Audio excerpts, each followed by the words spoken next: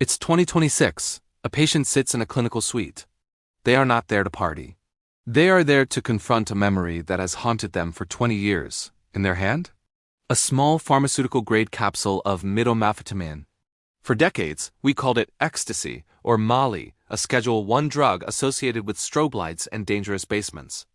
But today, it's the FDA's gold standard for PTSD. We have officially entered the post-medicalization era. The 2026 clinical guidelines have just been released, and they change everything we thought we knew about the world's most controversial molecule. How did a banned street drug become a new standard of care? Let's dive in. For 40 years, MDMA was trapped in a PR nightmare. Banned in 1985, it was labeled a neurotoxic party drug. But history is written by those who survive it. Scientists didn't see a party drug. They saw a chemical lubricant for the soul.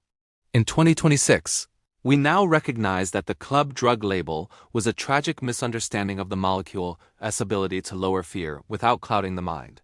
Why does it work? Think of PTSD as a frozen alarm system. Your amygdala, the brain's fear center, is stuck on high alert. MDMA is a surgical strike on that fear. It floods the brain with serotonin and oxytocin, but more importantly, it quietens the amygdala while boosting the prefrontal cortex. It creates a window of tolerance. For the first time, a patient can look directly at their trauma without their brain screaming danger. It doesn't just mask the pain, it mends the hardware.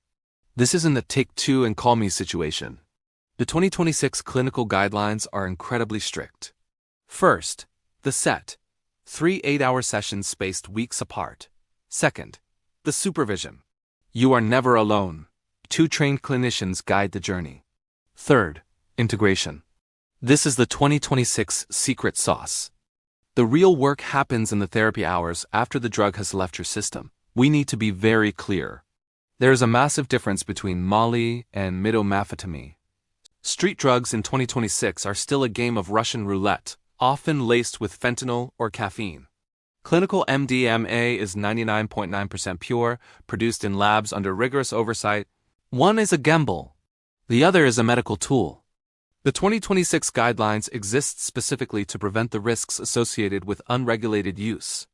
While PTSD is the primary focus, the 2026 revolution is expanding.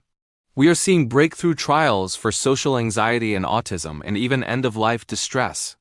We are moving from fixing what's broken to optimizing the human experience. We are standing at the dawn of a new era in psychiatry.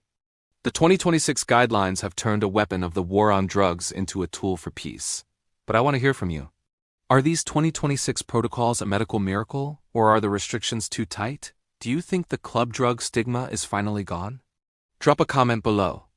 If you want to stay ahead of the curve on biohacking and medical science, hit that like and subscribe button.